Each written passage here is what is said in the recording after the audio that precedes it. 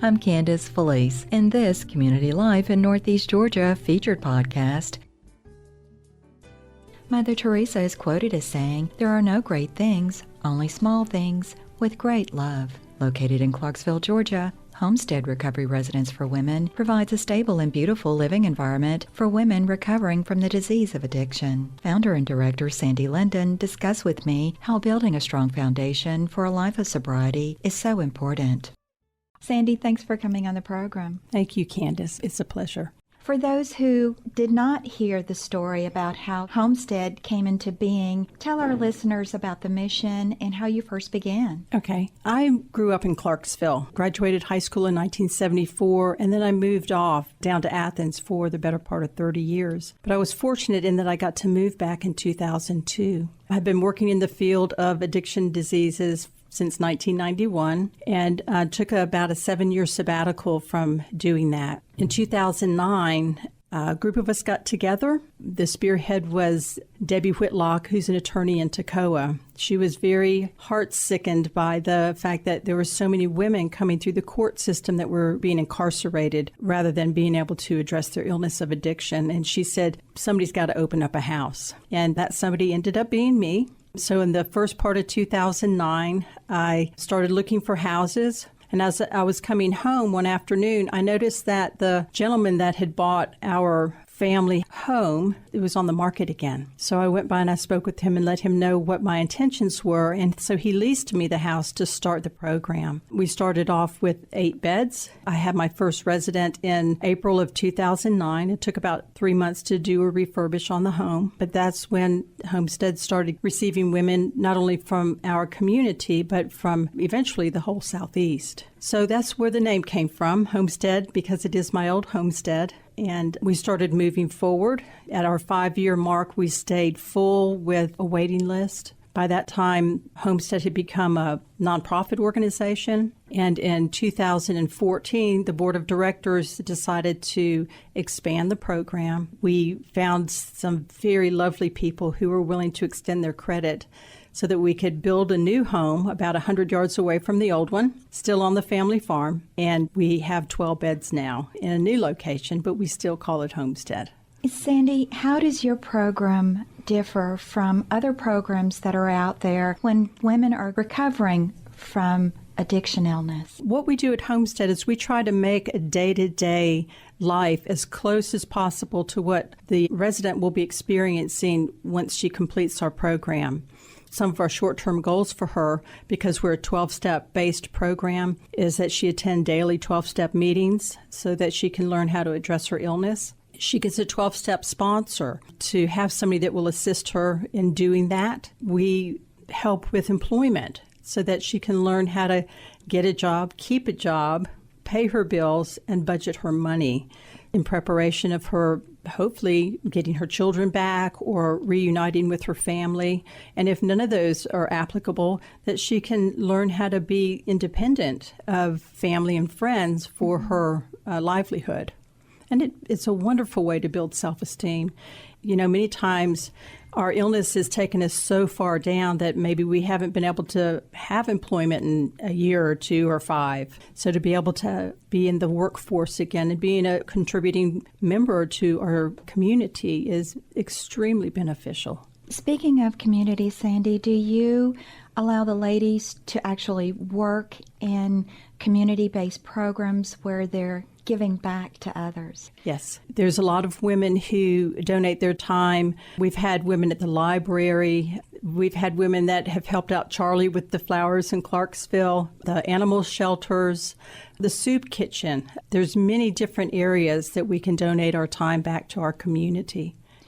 This type of illness strikes women from all socioeconomic areas. What have you seen primarily with your program as far as the age demographic and as far as the region where it has hit the hardest? You know, that's always been a little bit of a puzzle to me.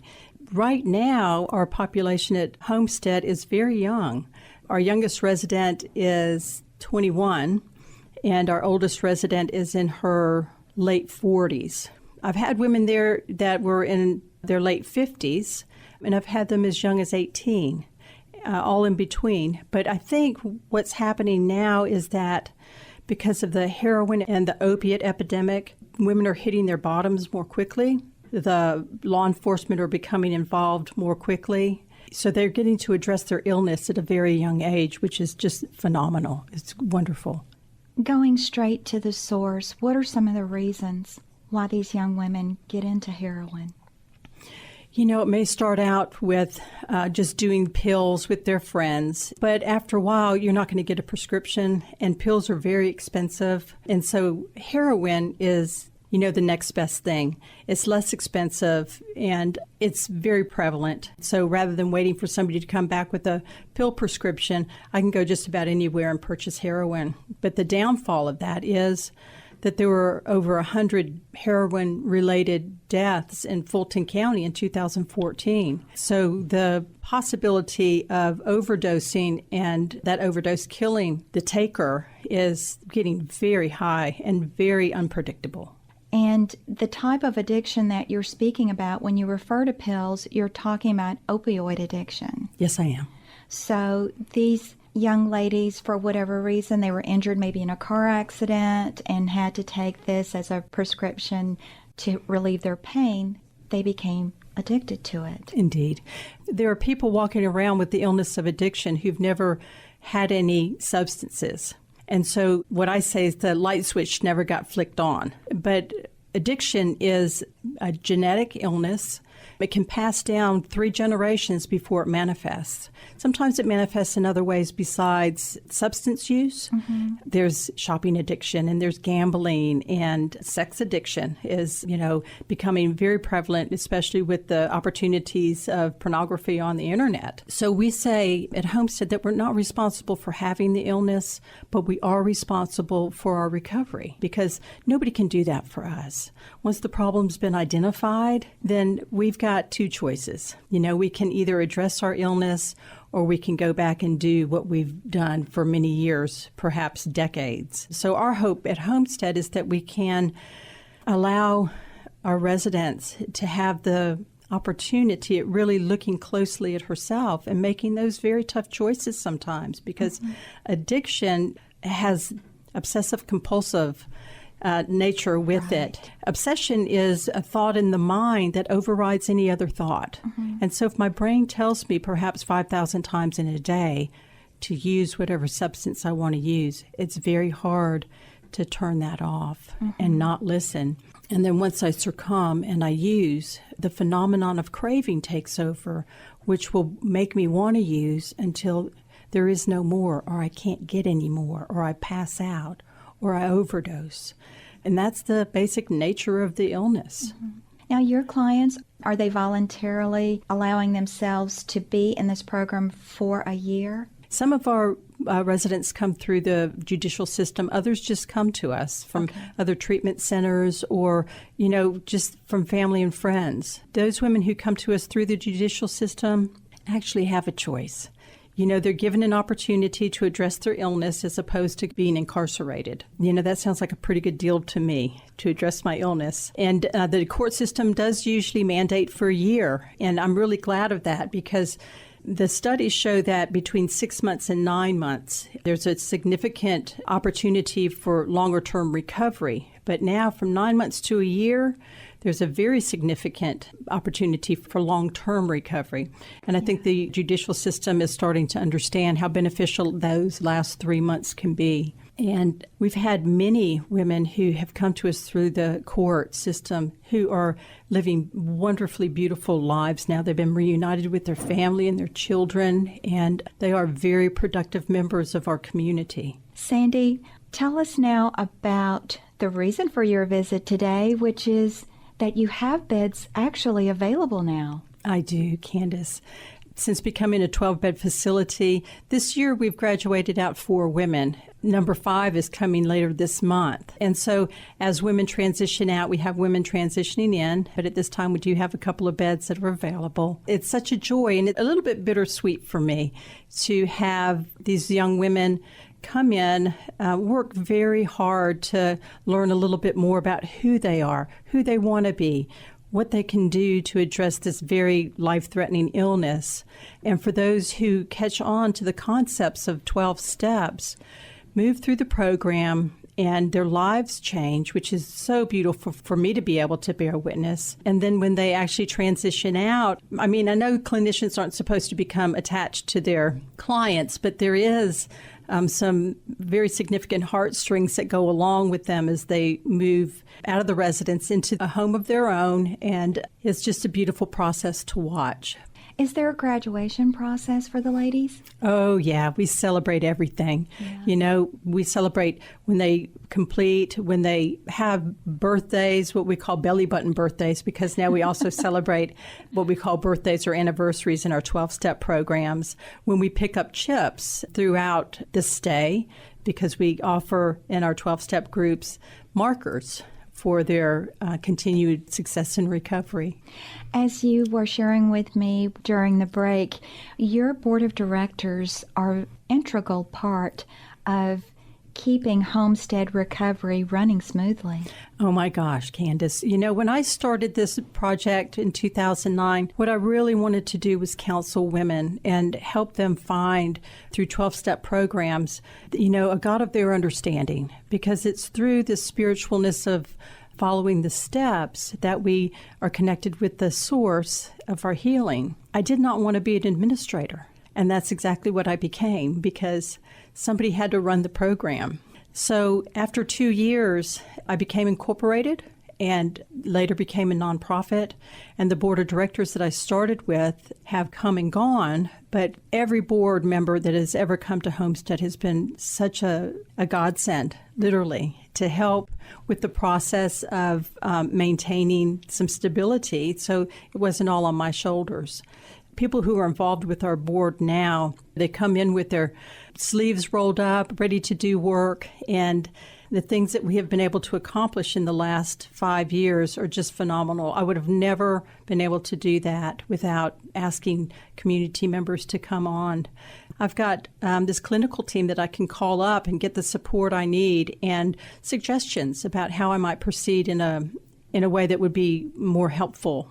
But we have psychotherapists and attorneys, accountants, women who have been associated with other very prominent helping organizations and nonprofits. And so they bring all this wonderfulness into the boardroom to really help things move along beautifully at Homestead. And they're not a paid board. They do it all voluntarily, but they have such a dedication to wanting to help women with the disease of addiction. Speaking of clinicians, when do the counselors actually meet one-on-one with the residents at Homestead? Sessions are weekly, and then we do a group session on Wednesday night, which we call community. It's a mandatory meeting where all the women come together.